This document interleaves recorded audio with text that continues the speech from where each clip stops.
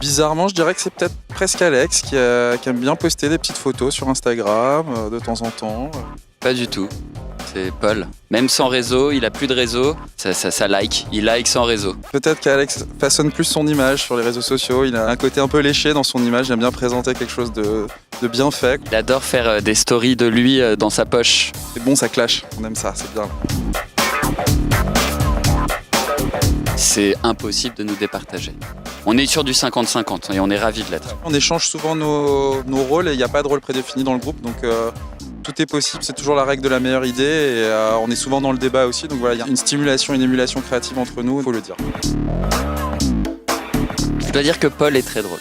Quand il le veut bien, quand il lâche un peu les rênes, c'est un stand-upper.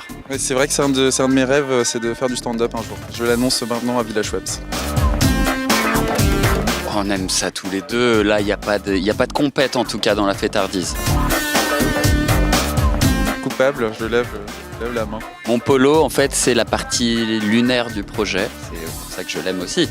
C'est qu'il est très poétique. Et puis parfois, il lui arrive d'être dans la tête un peu en l'air.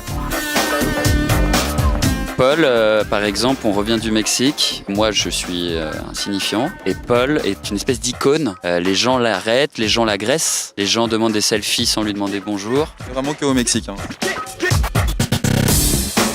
Là, on va quand même rendre à César ce qui revient à César. C'est quand même Alex, l'orfèvre des platines.